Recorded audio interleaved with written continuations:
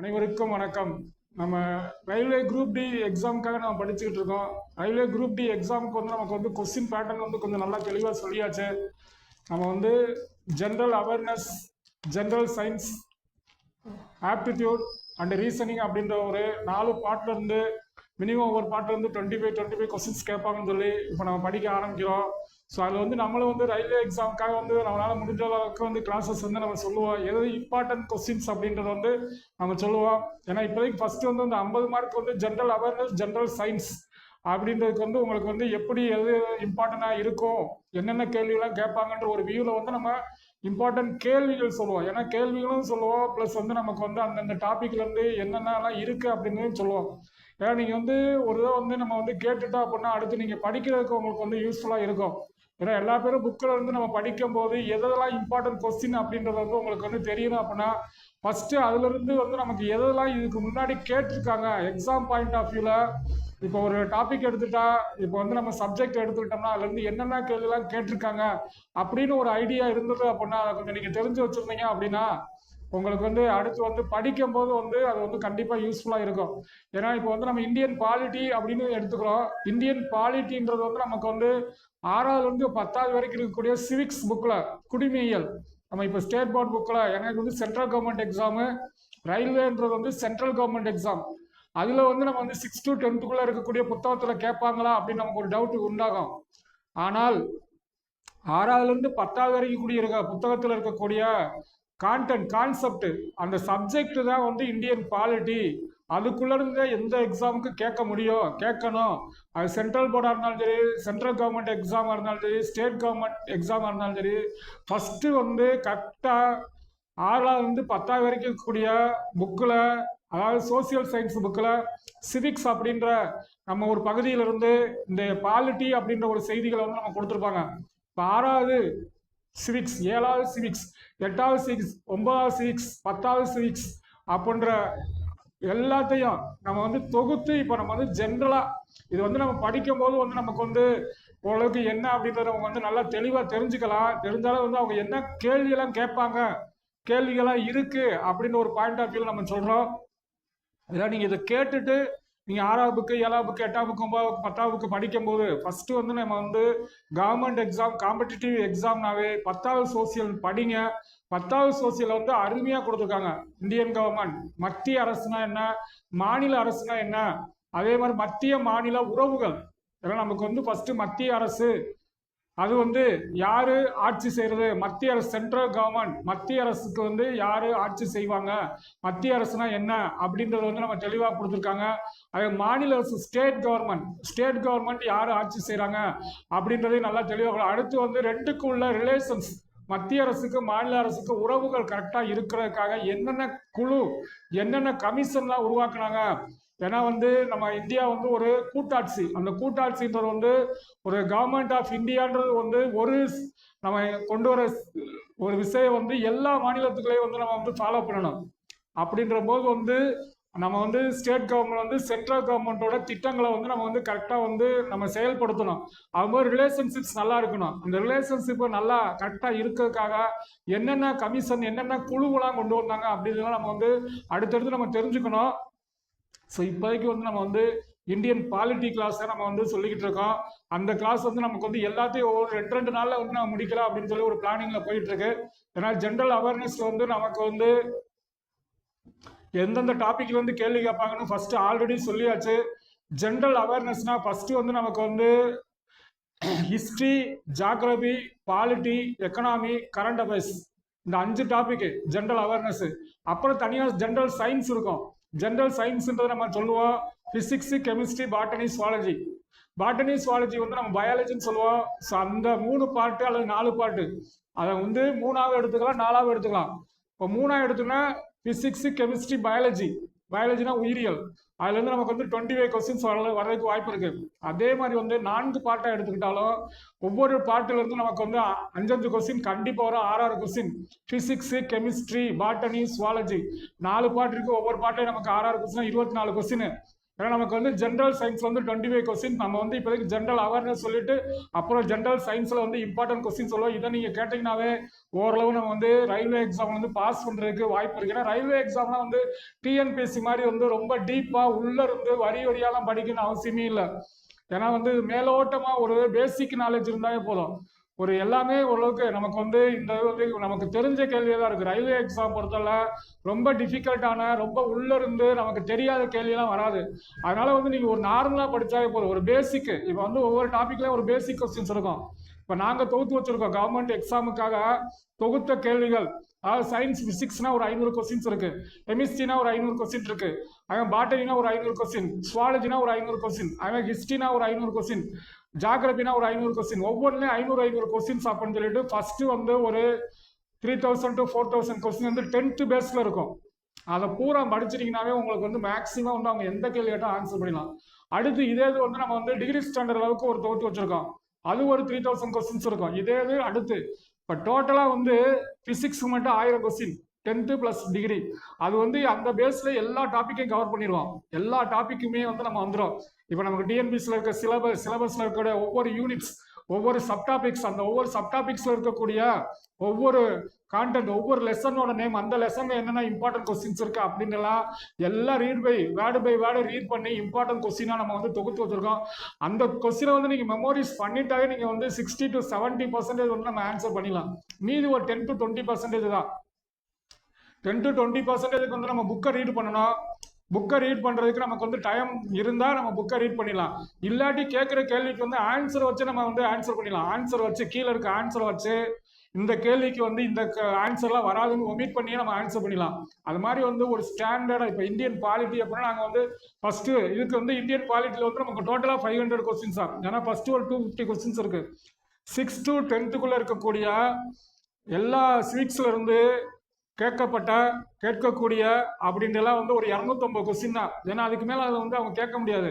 ஏன்னா 10th பேஸில் என்ன இருக்கும் அப்படின்னா இந்தியன் கான்ஸ்டியூஷன், அரசியலமைப்பு நிர்ணய சபையோட தலைவர், அதில் எத்தனை குழுக்கள் இருக்கு, சட்ட வரைவு குழு, சட்டத்தை தயாரிச்சாங்க, சட்டம் ஏற்றுக்கொள்ளப்பட்ட நாள், நடைமுறைக்கு வந்த நாள், இந்த மாதிரி கேள்விகள் தான் நமக்கு வந்து இருக்கும்.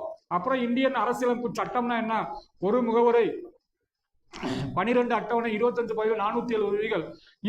இதுல எல்லாம் நமக்கு வந்து 10th பேஸ்ல வந்து என்னென்ன கொஸ்டின்ஸ் இருக்கும். இப்ப விதிகள்னு எடுத்துக்கிட்டோம்னா நமக்கு ஒவ்வொரு விதியையுமே நம்ம தெளிவா கேட்க மாட்டாங்க. இப்ப முதல் விதி எது, 2வது விதி எது, 3வது விதி எது அப்படிலாம். ஏன்னா 470 விதிகளே நம்ம வந்து படிக்கிற கஷ்டம். ஆனா வந்து 1 to 4 என்ன எதை பற்றி கூறுகிறது, அந்த பகுதிகளில் வரக்கூடிய அந்த 25 பகுதிகளில் வரக்கூடிய, இப்ப ஃபர்ஸ்ட் வந்து இந்தியாவின் மாநிலங்களின் பெயர்கள் மற்றும் எல்லைகள் 1 to 4, குடியுரிமை, இந்தியாவின் குடியுரிமை 2வது பகுதியில் இருக்கு. அந்த குடியுரிமையில வந்து ஏன்னா வந்து நம்ம வந்து எந்தெந்த விதிகள் ஸ்பெசிஃபிக்கா, இப்போ வந்து 5 to 11 இந்தியாவில் குடியுரிமையை பற்றி சொல்லக்கூடிய விதிகள் எதுனா அந்த 470 வந்து 5 to 11. அதே மாதிரி இந்தியாவில் அடிப்படை உரிமைகள் வந்து நமக்கு வந்து மொத்தம் 7 இருக்கு. அந்த 7 அடிப்படை உரிமைகளையும் எந்தெந்த விதியில கொடுத்துருக்காங்க அவனா 12 to 35. 470 விதிகள்ல அடிப்படை உரிமைகள் எந்த விதியில இருந்து எந்த விதி வரைக்கும் இருக்கு அப்படின்னா 12ல இருந்து 35 வரைக்கும். அதுல மொத்தம் எத்தனை விதி அப்படின்றதெல்லாம் நம்ம படிப்போம்.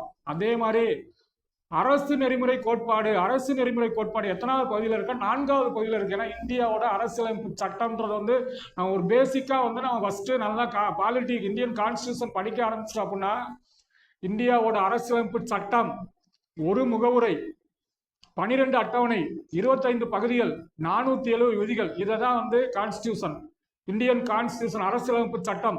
அதுல வந்து முகவுரையை பற்றி தெளிவா சொல்லியாச்சு. முகவுரையில வந்து என்ன இந்தியாவை பத்தி என்ன எழுதியிருக்காங்க அப்படின்னு. அதே மாதிரி 2வது வந்து நம்ம வந்து பகுதிகள், அதாவது நமக்கு வந்து அட்டவணைகள் பற்றி சொல்லியாச்சு. முதல் அட்டவணை என்ன இருக்கும், 2வது அட்டவணை என்ன இருக்கும் அப்படின்னு சொல்லிட்டு அந்த அட்டவணையும் நம்ம தெளிவா படிக்கணும். ஆனால் பகுதிகளும் நம்ம படிக்கணும். பகுதிகளில் வந்து ஒரு 7 பகுதிகள் வரைக்கும் நம்ம படிச்சுக்கிட்டா போதும், 6 to 7. முதல் பகுதியில் என்ன இருக்கு, 2வது பகுதியில் என்ன இருக்கும், 3வது பகுதியில் என்ன இருக்கும், 4வது பகுதியில் என்ன இருக்கும், 5வது பகுதியில் என்ன இருக்கும், 6வது பகுதியில் என்ன இருக்கும். ஏன்னா 25 பகுதிகள் இருக்கு. அதுல இதுவரைக்கும் எக்ஸாம் பாயிண்ட் ஆஃப் வியூல நம்ம கேட்டது வந்து அதுவே வச்ச 4 பகுதிகள் தான் கேட்டிருக்காங்க. 3வது பகுதியில் என்ன இருக்கு, அடிப்படை உரிமைகள். 4வது பகுதி இதைத்தான் நம்ம 10th பேஸ்ல கேட்டிருக்காங்க. இந்தியாவோட அரசியலமைப்பு சட்டத்துல 3வது பகுதி எதை பற்றி கூறுகிறது, அல்லது அடிப்படை உரிமைகள் எத்தனாவது பகுதியில் இருக்கு அப்படின்னு கேட்டா அடிப்படை உரிமைகள் இந்தியாவோட அரசியலமைப்பு சட்டத்துல 3வது பகுதியில் இருக்கு. அல்லது 3வது பகுதியில் எதை பற்றி இருக்குன்னா அடிப்படை உரிமைகள். இந்த அடிப்படை உரிமைகள் மொத்தம் எத்தனை? 7. அது எந்த விதிகள்ல கொடுத்துருக்காங்க? 12 to 35. 12 to என்னென்ன அடிப்படை உரிமைகள் இருக்கு அதெல்லாம் ஸ்பெசிஃபிக்கா நம்ம 10th புக்ல கொடுத்துருக்காங்க. சுதந்திர உரிமை, சமத்துவ உரிமை, கல்வி கற்கும் உரிமை, சுரண்டலுக்கு எதிரான உரிமை, அரசியலமைப்புக்கு உட்பட்டு தீர்வு காணும் உரிமை, சமய சார்பற்ற உரிமை. இதை வந்து வரிசையாகவும் சொல்லி அந்த வரிசையா ஒவ்வொரு விதி, இப்ப சுதந்திர உரிமை, சமத்துவ உரிமை, சுரண்டலுக்கு எதிரான உரிமை, கல்வி மற்றும் பண்பாட்டு உரிமை, இது எந்த விதியில கொடுத்துருக்காங்க அப்படின்றதெல்லாம் நம்ம வந்து தெளிவா நம்ம வந்து படிக்கணும். நம்ம சொல்லுவோம் ஒவ்வொன்றையும் வந்து இந்த மாதிரி கேள்விகள் தொகுக்கப்பட்டு ஒரு 250 கேள்விகள் நாங்கள் தொகுத்து வச்சிருக்கோம். அந்த 250 கேள்விகளை நீங்க மனப்பாடம் பண்ணிட்டீங்கன்னாவே மேக்ஸ் இந்தியன் பாலிட்டில இருந்து நீங்க வந்து கண்டிப்பா எல்லா கேள்விகளுக்கும் ஆன்சர் பண்ணிடலாம். சப்போஸ் உங்களுக்கு ஆன்சர் தெரியலன்னா கூட நீங்க கீழே இருக்க ஆன்சரை வச்சு நீங்க ஆன்சர் பண்ணிடலாம். அப்படியே ஒரு 250 கொஸ்டின் இருக்கு. அடுத்து எல்லா விதிகள், எல்லா அட்டவணை, எல்லா பகுதிகள், எல்லா விதிகள். ஏன்னா விதிகள் சட்ட திருத்தம், ஒவ்வொரு திருத்தம், ஏன்னா அரசியலமைப்பு சட்ட திருத்தம் அப்படின்றது நமக்கு வந்து ரொம்ப ரொம்ப முக்கியம். ஏன்னா இப்ப வந்து சிறிய அரசியலமைப்பு என்று அழைக்கப்படும் சட்ட திருத்தம் என்ன அப்படின்னு கேட்பாங்க. 42வது திருத்தம். ஏன்னா திருத்தம்னா என்ன அப்படின்னு ஃபர்ஸ்ட் நம்ம தெரிஞ்சுக்கிறோம். அப்படின்னா மேக்கிங் கான்ஸ்டியூஷன், அம்பேத்கர், நம்ம வந்து டாக்டர் அம்பேத்கர் அவர் அரசியலமைப்பு சட்டம் தயாரித்து ஏற்றுக்கொண்டு நடைமுறைக்கு வந்ததுக்கு அந்த அரசியலமைப்பு சட்டத்துல நம்ம இப்ப இருக்க காலகட்டத்துக்கு ஏற்ப ஏதாவது ஒண்ணு சேர்க்கிறோம் அல்லது ஏதாவது ஒரு பகுதியை நீக்கிறோம். அதான் அரசியலமைப்பு சட்ட திருத்தம்னு சொல்லுவோம். சட்ட திருத்தம் இந்தியாவில் முதல் திருத்தம் எத்தனாம் ஆண்டு கொண்டு வந்தாங்க? இதெல்லாம் நிறைய இடம் கேட்டிருக்காங்க. இந்தியாவோட முதல் அரசியலமைப்பு சட்ட திருத்தம் எத்தனாம் ஆண்டு கொண்டு வர? 1951, 1951ல முதல் அரசியலமைப்பு சட்ட திருத்தம். இந்த சட்ட திருத்தம்னா என்ன? சட்ட திருத்தம் என்பது நம்ம ஏற்றுக்கொள்ளப்பட்டு நடைமுறைக்கு வந்த இந்தியாவோட அரசியலமைப்பு சட்டத்துல நம்ம காலநிலைகளுக்கு ஏற்ப ஏதாவது ஒரு சட்டத்தை வந்து கொண்டு வந்த அந்த விதியை வந்து நம்ம மாற்றம் செய்வதுனா என்ன? ஒண்ணு நீக்கிறோம் அல்லது சேர்க்கிறோம். இப்ப இந்தியாவோட முகவரியில எடுத்துக்குவோம். இந்தியாவோட முகவரியில நம்ம உருவாக்கப்படும் போது, அதாவது ஏற்றுக்கொள்ளப்படும் போது, நடைமுறைக்கு வரும்போது அது 3 வார்த்தைகள் தான் இருந்தது. இறைமையுள்ள மக்களாட்சி குடியரசு அப்படின்னு 3 வார்த்தைகள் தான் இருந்தது. ஆனா 2 வார்த்தைகள் நம்ம சேர்க்கிறோம். சோசியலிச சமய சார்பற்ற அப்படி 2 வார்த்தைகள் சேர்க்கிறோம். அந்த 2 வார்த்தைகளை வந்து எப்ப சேர்க்கிறோம் அப்படின்னா 1976ஆம் ஆண்டு சேர்க்கிறோம். அது எந்த திருத்தத்தின் மூலம் சேர்க்கிறோம்? 42வது திருத்தத்தின் மூலம் சேர்க்கிறோம். 42வது திருத்தத்தின் மூலம் 1976ல இந்தியாவோட முகப்புரையில எந்த வார்த்தைகள் சேர்க்கப்பட்டதுன்னு ஏகப்பட்ட எக்ஸாம்ல கேட்டிருக்காங்க. இந்தியாவோட முகவுரையில வந்து 5 வார்த்தைகள் இருக்கு. இறைமையுள்ள சோசியலிச மதச்சார்பற்ற மக்களாட்சி குடியரசு. இறைமையுள்ள சோசியலிச மதச்சார்பற்ற மக்களாட்சி குடியரசு. ஆனா உருவாக்கப்படும் போது இறைமையுள்ள மக்களாட்சி குடியரசுன்னு தான் இருந்துச்சு. சோசியலிச மதச்சார்பற்ற அல்லது சோசியலிச சமய சார்பற்ற சொற்கள் வந்து இடையில தான் நம்ம சேர்க்கிறோம். அப்படி சேர்க்கிறது தான் வந்து திருத்தத்தின் மூலம் தான் சேர்க்க முடியும். அது எத்தனாவது திருத்தம் அப்படின்னா 42வது திருத்தம். 42வது திருத்தம் 1976. அதே மாதிரி இந்தியாவோட அடிப்படை கடமைகள் எந்த நாட்டுல இருந்து ஃபாலோ பண்றோம்? ரஷ்யால இருந்து ஃபாலோ பண்றோம். அதை வந்து இந்தியாவோட அரசியலமைப்பு சட்டத்துல எந்த திருத்தத்தின் மூலம் சேர்க்கிறோம்? அடிப்படை கடமைகளையும் இந்த 42வது திருத்தத்தின் மூலம் தான் நம்ம சேர்க்கிறோம். இந்தியாவோட அரசியலமைப்பு சட்டத்துல நம்மளோட அடிப்படை கடமைகளையும் எத்தனாவது திருத்தத்துல இருந்து சேர்க்கிறோம் அப்படின்னா 42வது திருத்தத்தின் மூலம் சேர்க்கிறோம். அதனால இந்த 42வது திருத்தத்தை எப்படி ஒரு இது சொல்றோம் அப்படின்னா சிறிய அரசியலமைப்பு சட்டம் அப்படின்னு சொல்லி சொல்றோம். Smallest constitution. இந்தியாவில் வந்து கான்ஸ்டியூஷன் இருக்கு. அதுல ஸ்மாலஸ்ட் கான்ஸ்டியூஷன் என்று அழைக்கப்படும் அமெண்ட்மெண்ட் எது அப்படின்னு 42வது சட்ட திருத்தம். இந்த மாதிரி இந்தியாவில் இது வரைக்கும் எத்தனை சட்ட திருத்தங்கள் வந்திருக்கு, ஒவ்வொரு சட்ட திருத்தத்தோட இம்பார்ட்டன்ட் என்ன? அதே மாதிரி வந்து 61வது சட்ட திருத்தம் 1989.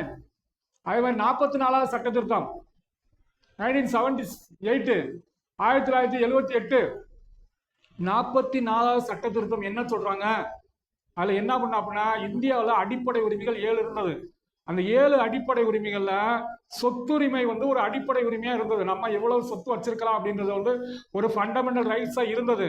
ஆனா அப்புறம் என்ன பண்றாங்கன்னா சொத்துரிமையை வந்து அடிப்படை வந்து நீக்கிறோம். சொத்துரிமையை வந்து அடிப்படை வந்து நீக்கிறோம். அது எதன் மூலம் நீக்கிறோம்? எந்த திருத்தத்தின் மூலம் நீக்கிறோம் அப்படின்னா 44வது திருத்தத்தின் மூலம் நம்ம நீக்கிறோம். 44வது திருத்தம் 1978 1978 44வது திருத்தத்தின் மூலம் நம்ம இந்த அடிப்படை உரிமையிலிருந்து சொத்துரிமையை நீக்கிறோம். அதே மாதிரி 61வது திருத்தம் நம்மளோட வாக்களிக்கும் வயது முதல் 21 இருந்தது, அதை 18 குறைக்கிறோம். வாக்களிக்கும் இந்தியாவில் ஓட்டு போறதுக்கு வயது 18 வயதாக இப்ப மாத்துறோம். அது ஃபர்ஸ்ட் 21 இருந்து 18 வயதாக குறைத்த திருத்தம் எத்தனாவது திருத்தம்? 61வது திருத்தம் 1989 ராஜீவ் காந்தி குறைத்த திருத்தம். யாரு இதை குறைச்சாருன்னா ராஜீவ் காந்தி பிரதமராக இருக்கும் போதுதான் 21 வயசா 18 வயசா குறைச்சாரு. ஸோ இந்த மாதிரி இந்தியாவோட அரசியலமைப்பு சட்டத்தில் நமக்கு என்னென்ன கேள்விகள்லாம் இம்பார்ட்டன்ட் அப்படின்றது நம்ம ஆல்ரெடி வீடியோவில் போட்டிருக்கோம். வெறும் கொஸ்டினாக வாசித்துட்டு இருப்போம். நீங்கள் பழைய இந்தியன் பாலிட்டி அப்படின்ற ஒரு வீடியோ எடுத்து பார்த்தீங்க அப்படின்னா நாங்கள் தொகுக்கப்பட்ட கேள்விகளை பூரா அப்படியே ஒரு நாளைக்கு 100 கொஸ்டின் வரைக்கும் நாங்கள் வாசித்துருப்போம். என்னென்ன கேள்விகள்லாம் இம்பார்ட்டண்டாக இருக்குது அப்படின்ற ஃபஸ்ட்டு நீங்கள் தெரிஞ்சுக்கணும். இப்போ இந்தியன் பாலிட்டின்னு எடுத்தால் ஒரு 500 கொஸ்டின் ஸ்ட்ராங்காக நம்ம டிஸ்கிரிப்ஷனில் நம்ம புக்கை படிக்கிறது ஒரு சைடு இருந்தாலும் புக்கை நான் படித்து அண்டர்ஸ்டாண்ட் பண்ணி தெளிவாக தெரிஞ்சுக்கிறது ஒன் சைடு இருந்தாலும் ஃபஸ்ட்டு ஒரு ஸ்டாண்டர்டாக ஒரு 500 கொஸ்டின் அப்படின்றது தரவாக படிச்சுக்கணும். இந்தியன் பாலிட்டியில் ஒரு 500 கொஸ்டின் எல்லாத்தையும் இந்தியன் கான்ஸ்டியூஷன் அரசியலமைப்பு முகவுரையில் என்னென்ன கேள்வி இருக்குது, அடுத்து அட்டவணையில் என்னென்ன கேள்விகள் இருக்குது, இது வரைக்கும் என்னென்ன கேள்வி கேட்டிருக்காங்க, அதே மாதிரி பகுதிகளில் என்னென்ன கேள்விகள் இருக்குது, என்னென்ன கேள்விகள் கேட்டிருக்காங்க, அதே மாதிரி விதிகள் என்னென்ன விதிகள் அப்படின்னா இப்போ சொன்னோம். ஃபர்ஸ்ட் குடியுரிமை 1 to 4, அடுத்து குடியுரிமையில் ஃபர்ஸ்ட் பெயர்கள் எல்லைகள், மாநிலத்தின் பெயர்கள் எல்லைகள் 1 to 4, குடியுரிமை 5 to 11, அடிப்படை உரிமைகள் 12 to 35, அரசு நெறிமுறை கோட்பாடு 12 to 35, 36 to 51, 36 to 51 கேட்பாங்க. இந்தியாவில் 36 to 51 என்ற விதிகள் எதை பற்றி குறிப்பிடுகிறதுன்னு கேட்பாங்க. அரசு நெறிமுறை கோட்பாடு. அதை மாற்றி கேட்பாங்க. இந்தியாவில் அரசு நெறிமுறை கோட்பாடு எந்த விதிகளில் அடங்கியுள்ளது, எந்த விதிகளில் அரசு நெறிமுறை கோட்பாடை பற்றி கூறுறாங்க அப்படின்னா 36 இருந்து 51 வரைக்கும். ஸோ இதில் என்னென்ன விதிகள்லாம் இருக்கு அப்படின்றது அன்டச்சபிலிட்டி, தீண்டாமை ஒரு பாவச் செயல், தீண்டாமை ஒரு பெருங்குற்றம், தீண்டாமை ஒரு மனிதத்தன்மையற்ற செயல் அப்படின்னு நம்ம சின்ன வயசுல இருந்து புத்தகத்தில் எழுதியிருப்பாங்க. எல்லா பேரும் படிச்சு வந்திருப்போம். அதை பூரா விளையாட்டுத்தனமா அதுக்கான நிறைய வார்த்தைகளை நம்ம அதை பயன்படுத்தியிருக்கோம். தீண்டாமை ஒரு பாவச் செயல். தீண்டாமைன்னா என்ன? தீண்டாமைனா சாதி வேற்றுமை, சாதி ஏற்றத்தாழ்வுகள், அதை நம்ம செய்யக்கூடாதுன்றாங்க. தீண்டாமை ஒரு பாவச் செயல். சாதி வேற்றுமையால யாரையும் நம்ம ஜாதியை பத்தி சொல்லியோ இல்ல ஜாதியா அவங்க புறக்கணிக்கவோ கூடாது. தீண்டாமை ஒரு பெருங்குற்றம், அதை செய்யற பெருங்குற்றம், ஒரு மனித தன்மையற்ற செயல் அப்படின்னு வார்த்தைகள் எவ்வளவு சீக்கா சூப்பரா எழுதி நமக்கு கொடுத்துருக்காங்க.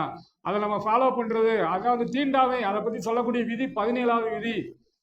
அதுக்கடுத்து நம்ம இந்த இதில் இருக்கக்கூடிய ஒவ்வொரு விதிகளை பற்றி நம்ம தெரிஞ்சுக்குவோம். இப்போ நம்ம ஸ்பெசிஃபிக்கா வேற என்னென்ன விதிகள் ஃபர்ஸ்ட் ரேஞ்சில் இதுவரை கேட்ட கேள்விகள் 112 நமக்கு பட்ஜெட் 112 அப்படின்ற விதி பட்ஜெட் 112. இப்போ நமக்கு 63வது விதி எதை பற்றி கூறுகிறது? 63வது விதி இந்தியாவோட குடியரசுத் தலைவரை தேர்ந்தெடுக்கிறத பற்றி கூறுகிறது. ஒரு குடியரசுத் தலைவர், இந்தியாவின் குடியரசுத் தலைவரை எப்படி தேர்ந்தெடுக்கணும் அப்படின்னு சொல்லக்கூடிய குடியரசுத் தலைவரை பற்றி சொல்லக்கூடிய விதி 63. இப்போ இந்த மாதிரி அதே மாதிரி சீஃப் மினிஸ்டர், முதலமைச்சர் 164 நம்ம சீஃப் மினிஸ்டர் ஒவ்வொரு துறை எப்படி தேர்ந்தெடுக்கணும் அப்படின்றதுக்கு சொல்லக்கூடிய விதிகள். இப்ப அடுத்து 112 விதி எதை பற்றி கூறுகிறது? 112 பட்ஜெட், நம்ம வரவு செலவு திட்டம். ஆண்டுக்கு நம்ம பட்ஜெட் கொண்டு வருவோம். அந்த பட்ஜெட்ல தான் இந்த ஆண்டோட வரவு செலவு திட்டம் தயாரித்து எந்தெந்த துறையில இருந்து நமக்கு எவ்வளவு வருமானம் இருக்கு, எந்தெந்த துறைக்கு நம்ம எவ்வளவு செலவு பண்ண போறோம், எதெல்லாம் நமக்கு இன்கம், எதெல்லாம் எக்ஸ்பென்ஸ் அப்படின்னு பார்த்துட்டு டெபிசிட்டா இல்ல சர்ப்ளஸா. ஒரு வரவு செலவு திட்டம் நமக்கு டெபிசிட் பற்றாக்குறையான வரவு செலவு திட்டம், லாபம் சார்ந்த வரவு செலவு திட்டமா அப்படின்றதெல்லாம் நம்ம அந்த பட்ஜெட்டை பத்தி நம்ம ஸ்பெசிஃபிக்கா நம்ம ஒரு நாளைக்கு சொல்லுவோம். ஏன்னா நமக்கு காம்படிஷன் வேர்ல்டுல யூபிஎஸ்சியோ டிஎன்பிஎஸ்சி குரூப் 1லயோ அந்த பட்ஜெட் அப்படின்றத பத்தி ஃபுல் அண்ட் ஃபுல்லா நம்ம படிச்சு மெயின்ஸ்ல எழுதுற மாதிரி அவங்க கொடுத்துருக்க போற அட்லீஸ்ட் ஒரு 5 பக்கத்துலயாவது நம்ம மெசேஜ் நம்ம தயார் பண்ணி வச்சிருக்கணும். இந்த வருஷத்துல பட்ஜெட் என்ன, எவ்வளவு அமௌண்ட், அதுல எந்தெந்த துறைக்கு எவ்வளவு அப்படின்றத எழுதி, இதுல இருந்து நமக்கு டாக்ஸஸ் என்னென்ன இன்க்ரீஸ் பண்ணி எதாவது புதுசா என்னென்ன திட்டங்கள் கொண்டு வந்திருக்காங்க அப்படிலாம் ஸ்பெசிஃபிக்கா நம்ம எழுதி வச்சு படிப்போம். இப்போ பட்ஜெட்டை பற்றி சொல்லக்கூடிய வந்து 112. அதே மாதிரி வந்து நமக்கு வந்து 280 ஃபைனான்ஸ் கமிஷன் நிதிக்குழு 5 ஆண்டுகளுக்கு ஒரு முறை நிதிக்குழு கொண்டு வருவாங்க. நிதியை வந்து எப்படி எக்ஸ்பென்ஸ் பண்றது, நாட்டுக்கு வந்து அவன் எக்கனாமிக் டெவலப்மெண்ட்டுக்காக அந்த நிதிக்குழு உருவாக்கி ஒவ்வொரு துறைக்கும் வந்து நம்ம எவ்வளோ எக்ஸ்பென்ஸ் பண்ண போறோம் அப்படின்றது தான் நிதிக்குழு. நிதியை வந்து எப்படி செலவு பண்றது, எந்தெந்த துறையிலேருந்து எவ்வளோ, அதை பூரா கால்குலேட் பண்ணி அதை வந்து திட்டங்கள் தயாரித்து நாட்டோட இன்கம் எக்கனாமிக் பொருளாதார வளர்ச்சியை வந்து கொண்டு வரதுக்காக நிதிக்குழு உருவாக்கக்கூடாது.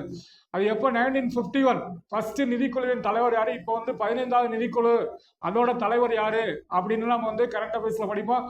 முதல் நிதிக்குழு கேசி நியோகி. அந்த நிதிக்குழுவை பற்றி சொல்லக்கூடிய விதி 280வது விதி எதை பற்றி கூறுகிறது? நம்ம இப்ப சொல்றோம் அட்டவணை சொல்லியாச்சு, பகுதிகள் சொல்லியாச்சு, இன்னைக்கு விதிகள் பத்தி சொல்லணும். விதிகள்ல வந்து எந்தெந்த விதிகள்லாம் முக்கியம் அப்படின்றத பத்தி சொல்லிக்கிட்டு இருக்கோம். அதுல 17 தீண்டாமை, 63 குடியரசுத் தலைவர், 164 சீஃப் மினிஸ்டர் முதலமைச்சர், 112 பட்ஜெட், அதே மாதிரி 280 நிதிக்குழு, அடுத்து 324 தேர்தல் ஆணையம். 324 நம்ம எலெக்ஷன் கமிஷனை பத்தி சொல்லக்கூடியது, தேர்தல் ஆணையத்தை பத்தி சொல்லக்கூடியது. தேர்தல் ஆணையம் அது என்ன, எத்தனை உறுப்பினர்கள் இருப்பாங்க அப்படின்றதெல்லாம் வந்து நம்ம வந்து சொல்லணும். அதை பத்தி சொல்றதா வந்து இந்த எலெக்ஷன் கமிஷன் 324வது விதி. அதே 356 விதி ரொம்ப ரொம்ப முக்கியமானது. குடியரசுத் தலைவர் ஆட்சியை கொண்டு வர்றது. ஏன்னா குடியரசுத் தலைவர் எமர்ஜென்சி நம்ம எந்த நாட்டுல இருந்து ஃபாலோ பண்ணா ஜெர்மனி. குடியரசுத் தலைவர் ஆட்சியை நாட்டில் கொண்டு வரோம். மொத்தம் எத்தனை முறையில கொண்டு வரோம் அப்படின்னா 3 முறையில கொண்டு வரோம். 352, 356, 360 குடியரசுத் தலைவர் ஆட்சியா ஒரு இந்தியாவில் கொண்டு வர்றது 3 முறையில கொண்டு வரோம். 352, 356, 360. இப்ப வந்து 356 ஸ்பெசிபிக்கா ஒரு மாநிலத்துல குடியரசுத் தலைவர் ஆட்சியை கொண்டு வர்றதுக்கு என்ன விதம் 356 ஒரு மாநிலத்துல. ஏன்னா இந்த 3மே வந்து இந்தியாவில் கொண்டு வரோம். ஆனா இந்தியாவில் கொண்டு வர காட்டிலும் மாநிலத்துக்கு குடியரசுத் தலைவர் ஆட்சியை கொண்டு வரதுக்கு எத்தனை விதினா 356 விதி மூலம் தான் நம்ம குடியரசுத் தலைவர் மாநிலத்தில் வந்து கவர்னர் ஆட்சி. ஏன்னா கவர்னர் ஆட்சி எப்போ கொண்டு வருவாங்க, அந்த ஆட்சியில வந்து இப்போ ஒரு மாநிலத்துல வந்து ஆட்சி நடந்துட்டு இருக்கும் போது ஆட்சியில வந்து ஏதாவது ஒரு ப்ராப்ளம் ஏற்பட்டு நம்பிக்கையில்லா தீர்மானம் கொண்டு வருவாங்க. நம்பிக்கையில்லா தீர்மானம் அப்படின்னா ஒரு வாக்கெடுப்பு நடத்துவாங்க.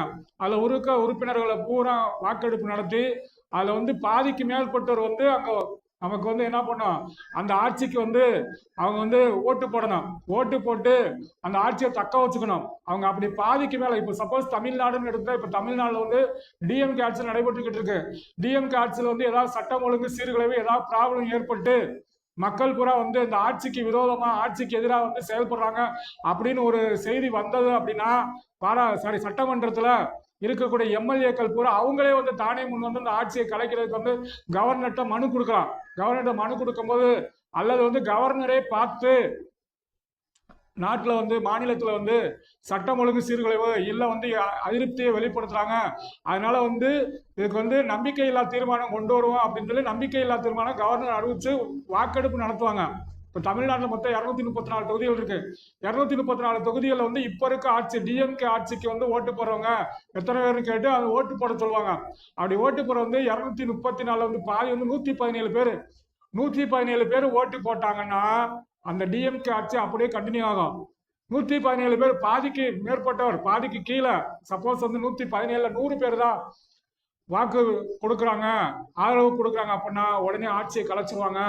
டிஎம்கே மாநில அரசு அதை கலைச்சு விட்டு 6 மாசத்துக்கு கவர்னர் ஆட்சி நடக்கும்.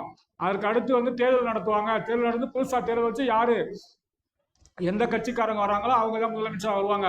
ஸோ இதைத்தான் வந்து 356 விதி மூலம் நம்பிக்கையில்லா தீர்மானத்தின் மூலம் ஒரு மாநிலத்துல குடியரசுத் தலைவர் ஆட்சியை கொண்டு வருது. ஆனா 352 விதி வந்து இந்தியா முழுவதும் குடியரசுத் தலைவர் ஆட்சியை கொண்டு வரணும். இந்தியா முழுவதும் எப்ப குடியரசுத் தலைவர் ஆட்சியை கொண்டு வரணும், நாட்டுக்கு சண்டை. அந்த டயத்துல வந்து இப்ப பிரதமர் மோடி அவரோட கவர்மெண்ட் வந்து கலைச்சிட்டு உடனே குடியரசுத் தலைவர் ஆட்சியை கொண்டு வந்துருவாங்க. நாட்டுக்கு நாடு சண்டை, உள்நாட்டு கலவரம், வெளிநாட்டு ஆக்கிரமிப்பு, சட்டம் ஒழுங்கு சீர்குலைவு. இப்ப நாட்டுக்குள்ளே ஸ்டேட்டுக்கு சண்டை, ஸ்டேட்டுக்கு ப்ராப்ளம், இதை வந்து இவங்களால கண்ட்ரோல் பண்ண முடியல. பிளஸ் வந்து நாட்டுக்குள்ள வந்து ஏதாவது ஒரு பிரச்சனை, வெளிநாட்டுக்காரங்க, உள்நாட்டு கலவரம், ஜாதி, இந்த மதம், இந்த மாதிரி வந்தா அதை வந்து நம்ம என்ன பண்ணுவோம் அப்படின்னா ஆட்சியை கலைச்சிட்டு குடியரசுத் தலைவர் ஆட்சியை கொண்டு வரலாம். அது எத்தனாவது? 352 விதி. உள்நாட்டு கலவரம், வெளிநாட்டு ஆக்கிரமிப்பு, சட்டம் ஒழுங்கு சீர்குலைவு, இதெல்லாம் வந்து 352 விதி. 356 ஒரு மாநிலத்தில் மட்டும் குடியரசுத் தலைவர் ஆட்சியை கொண்டு வரணும். 360வது விதி நிதி நெருக்கடினால இப்ப நாட்டுல வந்து பணப்பற்றாக்குறை ஆயிடுச்சு, பணவீக்கம். அதாவது மக்கள்கிட்ட வந்து நம்ம பணமே இல்லை அப்படிங்கும் போது நாட்டுல வந்து மக்கள் பணத்துக்கு கஷ்டப்படுறாங்க. அரசு பணத்தை வந்து கிடைக்கல அப்படின்னா வந்து என்ன பண்றாங்க அப்படின்னா நிதி நெருக்கடினால அரசாங்கத்தை கலைச்சிட்டு ஆட்சியை கலைச்சிட்டு குடியரசுத் தலைவர் ஆட்சியை கொண்டு வரலாம். ஸோ இது வந்து ஒரு 3 விதிகளுமே நமக்கு எக்ஸாம்ல கேட்ட கேள்விகள் தான். 352வது விதி எது, 356வது விதி எது, 360வது விதி எது, அதே மாதிரி 368 ரொம்ப ரொம்ப முக்கியமானது. 368வது விதி அப்படின்னா இந்தியாவில் வந்து அரசியலமைப்பு சட்டத்தில் சட்ட திருத்தம் கொண்டு வராங்கல்ல. சட்ட திருத்தம் நம்ம எந்த நாட்டில இருந்து ஃபாலோ பண்றோம் அப்படின்னா சட்ட திருத்தம் வந்து தென்னாப்பிரிக்கால இருந்து ஃபாலோ பண்றோம். அந்த தென்னாப்பிரிக்கால இருந்து அதை ஃபாலோ பண்ணக்கூடிய அந்த சட்ட திருத்தத்தை எத்தனாவது விதி மூலம் நம்ம கொண்டு 368வது விதி மூலம் நம்ம கொண்டு வரோம். 368வது விதி மூலம் நம்ம வந்து சட்ட திருத்தம் பண்ணலாம். 343வது விதி 343வது விதி இந்தியாவோட அபிஷியல் லாங்குவேஜ் ஹிந்தி. ஹிந்தி வந்து எத்தனாவது விதி மூலம் இந்தியாவோட 343வது விதி மூலம் 343, 352, 56, 60, 68, 370 ஜம்மு காஷ்மீருக்கு சிறப்பு அந்தஸ்துன்னு ஒரு காலத்துல இருந்தது. ஜம்மு காஷ்மீர் இந்தியாவில் ஒரு மாநிலமா இருந்த போது அது வந்து யாருக்கும் சொந்தம் இல்லாத. ஆனா இப்போ வந்து இந்தியாவில் இருக்கக்கூடிய அந்த ஜம்மு காஷ்மீரை வந்து 2 யூனியன் பிரதேசமா இருந்தாலும் 370வது வந்து இப்போ வந்து எடுத்துட்டோம், அதை இது பண்ணிட்டாங்க. ஏன்னா சிறப்பு ஸ்பெஷல் ஸ்டேட்டஸ் கொடுத்துருந்தோம். அது 370வது விதி மூலம் ஜம்மு காஷ்மீருக்கு வந்து ஸ்பெஷல் ஸ்டேட்டஸ் சிறப்பு அந்தஸ்துன்னு அதெல்லாம் ஒரு காலத்துல கேட்டுக்கிட்டே இருப்பாங்க. இந்த மாதிரி வந்து விதிகள் 470 விதிகள் என்ன அடுத்தடுத்து கரண்ட்ல வந்து அப்டேட் பண்ணுவோம். இப்போதைக்கு வந்து அவங்க வந்து இதைத்தான் வந்து நம்ம வந்து 6 to 10th இருக்கக்கூடிய முக்கியமானது. இப்போ இந்தியாவில் வந்து இந்த இந்தியன் பொலிட்டிக்கல் சயின்ஸ்ல வந்து இந்தியன் பாலிட்டில இருந்து நமக்கு என்னென்ன கேள்வி எல்லாம் தெரிஞ்சுக்க போறோம் அப்படின்னா இந்த அரசியலமைப்பு சட்டத்தை பத்தி ஓரளவு சொல்லியாச்சு. முகவுரைனா என்ன, அட்டவணைனா என்ன, பகுதிகள்னா என்ன, விதிகள்னா என்னன்னு சொல்லியாச்சு.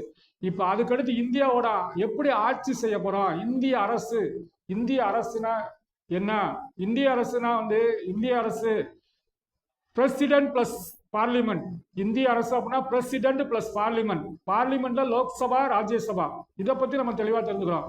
பிரசிடென்ட்டை பத்தி நம்ம தெரிஞ்சுக்கணும். பிரசிடென்ட்டை பத்தி அவரை தேர்ந்தெடுக்கிறதுக்கு எத்தனை விதின்னு சொன்னா அவர் எப்படி வந்து பதவி பிரமாணம், பதவி நீக்கம், இந்த மாதிரிலாம் நம்ம வந்து படிப்போம். இப்போதைக்கு வந்து ஃபர்ஸ்ட் மெயினா படிச்சுக்குவோம்.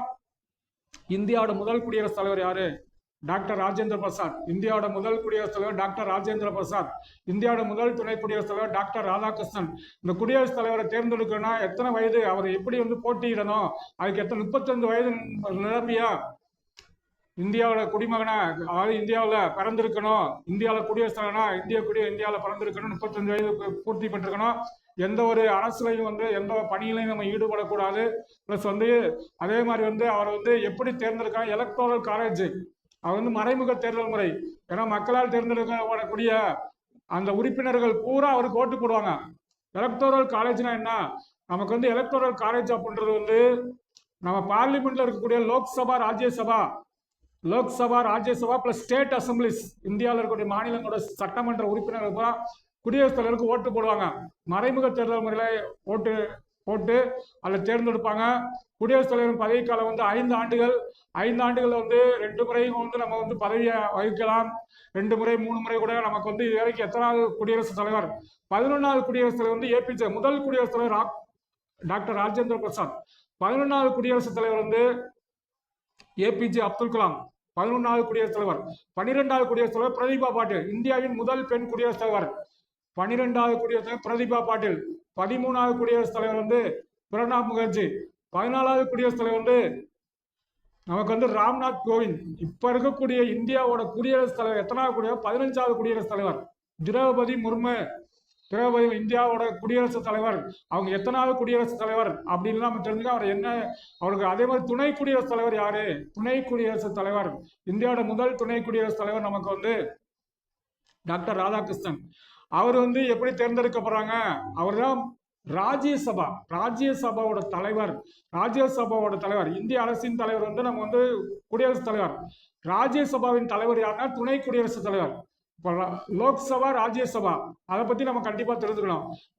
இந்தியாவில் வந்து பாராளுமன்றம் தான் எல்லாமே. நம்ம ஒரு சட்டம் இயற்றணும், சட்டம் நீக்கணும், புதுசாக ஏதாவது கொண்டா பாராளுமன்றத்தில் இல்லை 2 அவைகள் தான். 2 அவைகள் இருக்கக்கூடிய உறுப்பினர்கள் தான் நம்ம வந்து எல்லாமே செய்யணும். அதுல வந்து பாராளுமன்றத்தில் 2 அவைகள் இருக்கு, லோக்சபா ராஜ்யசபா. லோக்சபானா கீழவை, கீழவைனா மக்களவை. லோக்சபானா கீழவை, ராஜ்யசபானா மாநிலங்களவை, மேலவைன்னு சொல்லுவாங்க. அந்த லோக்சபால தான் மொத்தம் வந்து இந்தியாவில் வந்து லோக்சபா தான், அதுதான் வந்து பிரைம் மினிஸ்டர். ராஜ்யசபால வந்து பிரசிடென்ட். லோக்சபாவுக்கு தான் வந்து நேரடி தேர்தல் மூலம் நம்ம எலெக்ஷன் நடக்கும். லோக்சபால மொத்த தொகுதிகள் 550. 2 ஆங்கிலோ இந்தியன்ஸ் வந்து குடியரசுத் தலைவர் நியமிக்கலாம். மொத்தம் அதிகபட்சம் லோக்சபாக்கு 552 பேரை நியமிக்கலாம். இந்தியா முழுவதும் உள்ள மாநிலங்களிலிருந்து மொத்தம் எத்தனை தொகுதிகள்? 550 தொகுதிகள். 2 பேரை வந்து குடியரசுத் தலைவர் ஆங்கிலோ இந்தியன்ஸ் மொத்தம் 552 பேர் நியமிக்கலாம். 552 பேர் இருப்பாங்க லோக்சபாவில். அந்த 550 பேருமே வந்து மக்களால் தேர்ந்தெடுக்கப்படக்கூடியவங்க. இப்போ தமிழ்நாட்டில் லோக்சபாவில் இருந்து எவ்வளோ பேர் அப்படின்னா 39 பேர் தமிழ்நாட்டில். ஏன்னா இப்போ வந்து ஒவ்வொரு மெம்பர் ஆஃப் பார்லிமெண்ட்னு தேர்தல் நடக்கும்.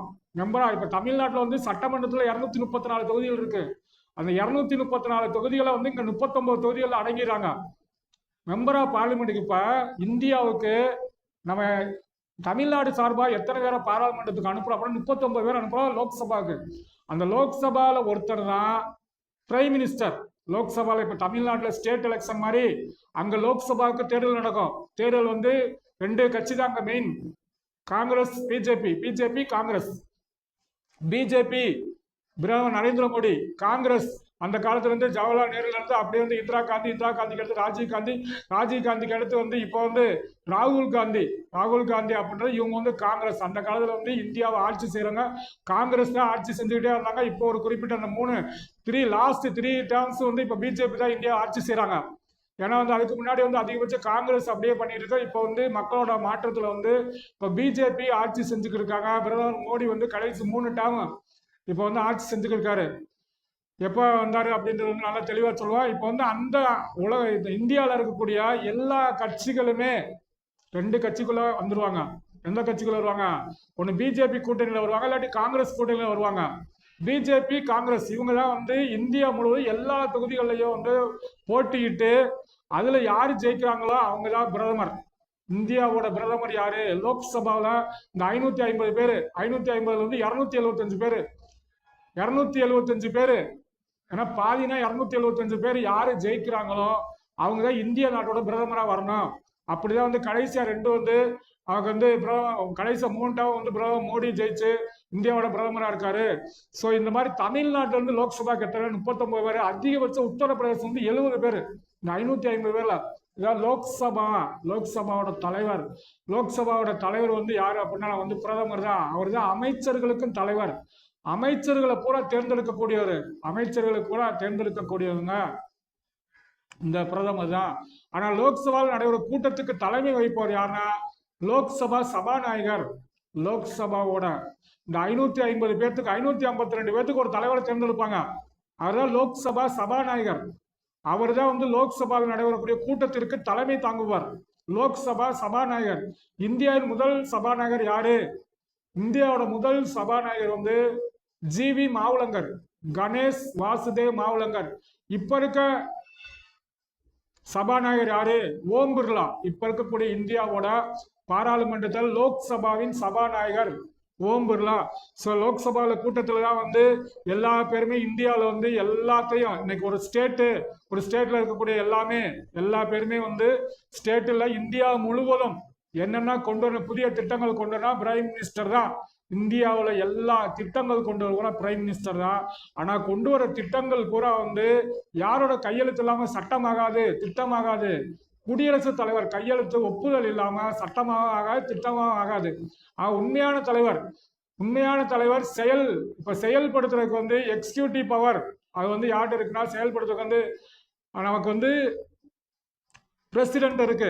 அது மாதிரி உண்மையான பவர்ஃபுல்லா எல்லாமே கொண்டு வர பூரா பிரைம் மினிஸ்டர். எக்ஸிக்யூட்டிவ் அது செயல்படுத்துற மட்டும்தான்.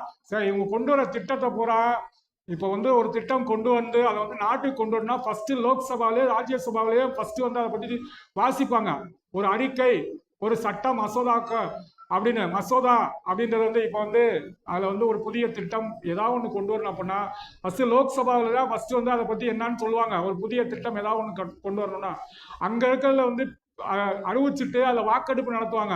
அதில் 2/3 வந்து வாக்கெடுப்பு சரி அது வந்து கொண்டு வரலாம்னு சொல்லிட்டாங்கன்னா அடுத்து அந்த இது வந்து ராஜ்யசபா போகும். ராஜ்யசபாலேயே அதை வாசிப்பாங்க. அங்கேயும் வந்து 2/3 பேர் அவங்களும் ஓகே கொடுத்தா அடுத்து வந்து அது குடியரசுத் தலைவருக்கு போகும். குடியரசுத் தலைவர் போய் அதை பார்த்து அவர் கையெழுத்து போட்ட பின்னாடி தான் இந்தியாவில் எதுவுமே ஒரு சட்டமாகும். இதுதான் லோக்சபா. இப்போ ராஜ்யசபானா என்ன? லோக்சபாவுக்கு மக்களே ஓட்டு போடுவாங்க. ஆனா ராஜ்யசபாவுக்கு மொத்தம் வந்து 250 பேர் பூராமே நியமனம் தான், தொகுதிகள் கிடையாது. 250 ராஜ்யசபாவில் வந்து மொத்தம் 250 பேர். அது பூரா நியமனம் தான் பண்ணுவாங்க. அது வந்து நேரடியாக நம்ம ஓட்டு போட மக்கள் ஓட்டு போட மாட்டாங்க. அந்த 250 பேர்ல வந்து குடியரசுத் தலைவர் எத்தனை பேர்? 12 பேரை தேர்ந்தெடுக்கலாம். குடியரசுத் தலைவர் வந்து 12 பேரை நியமிக்கலாம். 12 பேர். ராஜ்யசபாவோட தலைவர் வந்து துணை குடியரசுத் தலைவர். ராஜ்யசபா